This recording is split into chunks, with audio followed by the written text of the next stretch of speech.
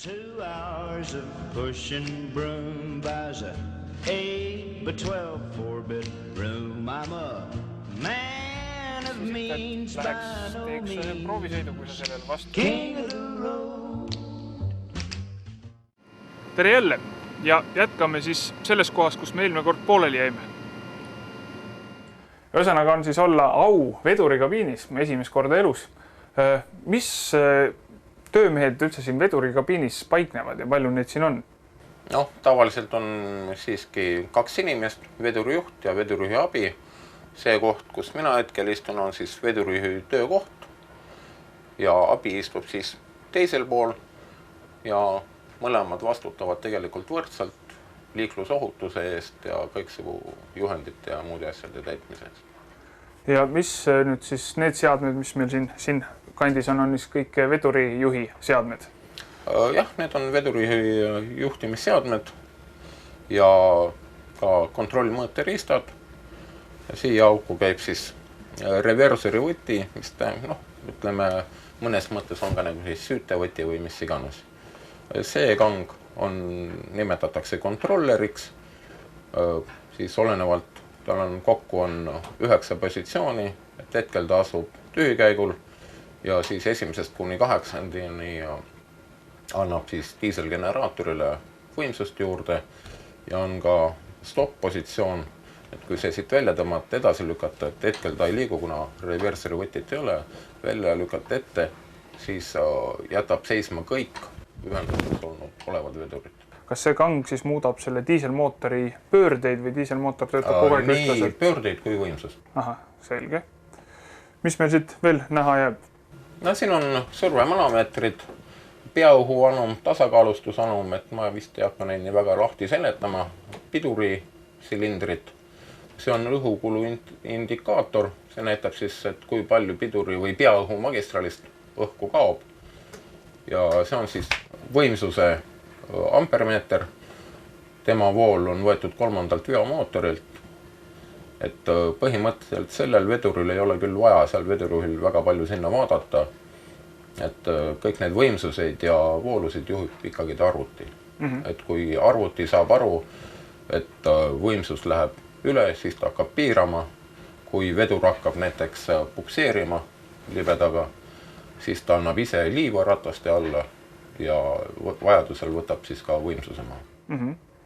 Siin on veel üks kang jääb meil siin teisele poole. Need on siin jah, pidurikraan. See väiksem on siin alumine on ainult pidurdav vedurit. Ülemine on siis rongikraan, mis on rongi jaoks, samas ka paralleelselt on ka veduripidurid rakenduvad. Et veduripidureid saab ka pärast eraldi lahti lasta. Siin teisel pool sille taha jääb meil vähe siukene kompuutersüsteem või kui nii saab öelda? Tähendab, selja taha jäävad meil kõiksugu lülitid, mis on siis erinevate režiimide jaoks, automaatkaitsmed, blokeeringulülitid ja veduri pardaarvuti display, mis siis näitab meile ära temperatuurid, voolud, kõiksugu muud asjad ja mingi rikke korral annab ka rikkekoodi ja lühikirjelduse, mis ta tahab saada. Arvutil on 3 tasandit. Tähendab, esimene on vedurijuhile, ka teine, et osa rikkeid saab nullida ainult teises positsioonis või teisel tasandil. Ja 3. tasand on siis piiratud kontingendile, kes saavad teha kõiksugu parameetrite muudatusi ja muid asju. Kui siin veduri juhtimistel rääkida, kui kiiresti üks vedur sõita võib? Mitu kilomeetrit tunnis on ta siis, ütleme, lagi, kas seda on üldse teada? Tema konstruktiivne kiirus on 112 kilomeetrit tunnis, on miilidest ümber arvutatud. Eestis on lubatud kiirus nendel 80, et vähendada mõju infrastruktuurile, kuid vahest on nad sõitnud ka 100 kilomeetrit tunnis. Üks huvitav asi tundub olevat ka siin üleval. Mis meil see on? See on nüüd Eestis välja töötatud veduri turvasüsteem, ehk VEPS nimetame, mis kontrollib siis vedurijuhi elus, ärkvelolekut, valmidust kõiksugu muudeks asjadeks ja fikseerib, salvestab ka kõik tegevused, salvestab ära veduri ees olevad valgusfooride näidud ja kontrollib ka vedurijuhi tööd. Tähendab valgusust, et hakkab aeg-ajalt siin piiksuma meil, siis tuleb vajutada siia punast nuppu, et vedurijuht on elus. See lamp on siis veduri originaal turvasüsteem, tema kast asub kõhu all, kus ta on siis mõlemast arvutist, mis tegelikult dubleerivad üksteist, on võimalik pärast andmed maha salvestada ja vaadata, kas vedurijuht on tegutsenud õigesti või mis seal on. Siin üles jääb meil nagu mingi valgusvoori moodi asi, et... Jah, et temal kõhu all on mähised, siis rööbastest mööda tulevad koodid, püüab kinni ja siis, kui ees põleb roheline tuli, siis seal valgusfooris on ka roheline. Kui on siis punane tuli, põleb ees, hakkab põlema meil keskmine tuli seal kollane punasega. Kui on punasest läbi sõidetud, hakkab põlema juba punane tuli ja valge tuli siis tähendab seda, et see teeosa ei ole kodeeritud.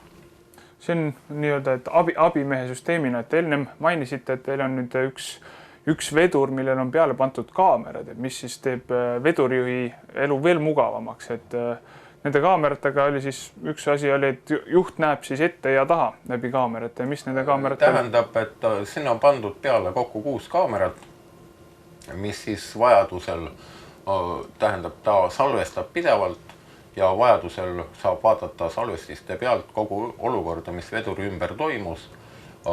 Vedurijuhi näo, et on pandud väike display, kui vedurijuht sõidab kapotiga ees või tagurpidi, et siis tema selle display pealt näeb, mis seal täies ulatuse sees on.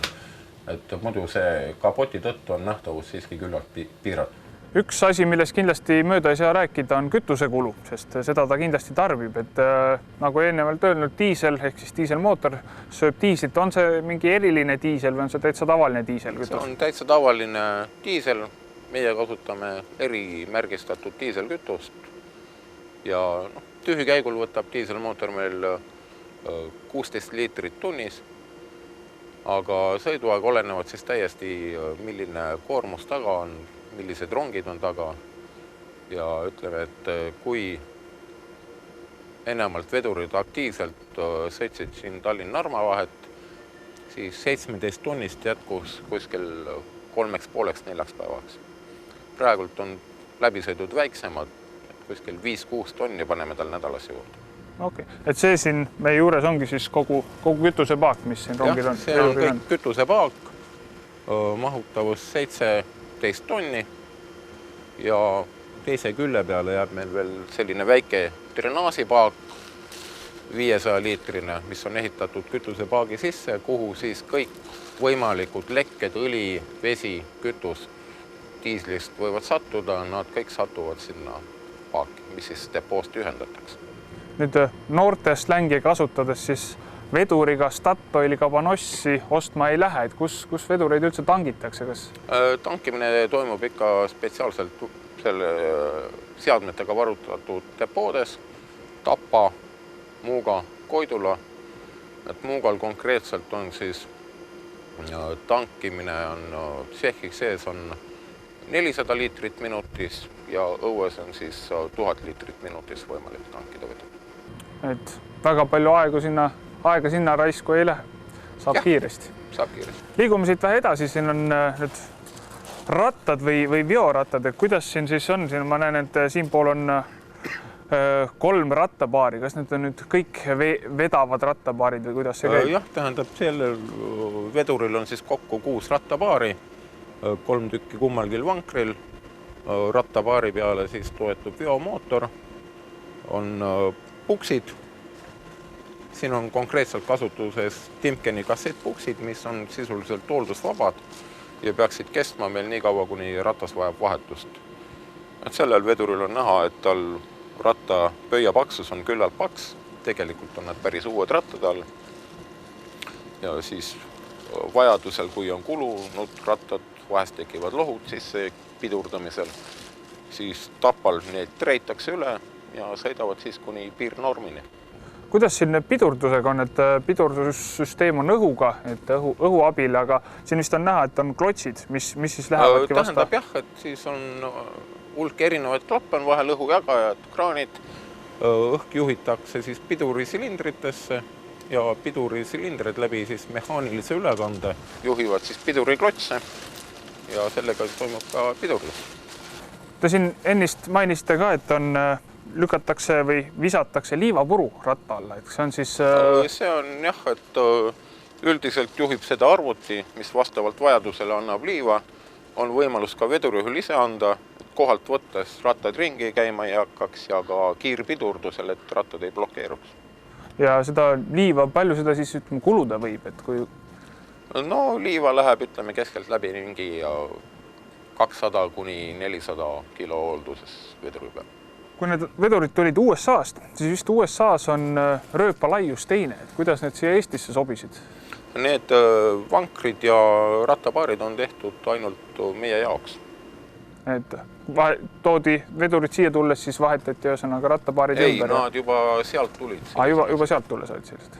Korra veel küsiks üle, et nüüd vaatajale, kellele see vedur sümpatiseeris nii palju, et soovib saada veduriks. Kuidas see tänapäeval üldse käib?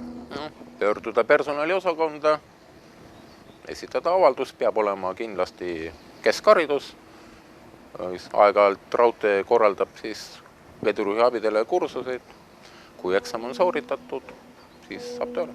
Et selles mõttes enam, et Eesti raudtee koolitab ise vedurijuht, et ei peagi ainult seda koolist õppima, et täitsa Eesti... Minu teada on hetkel küll niimoodi.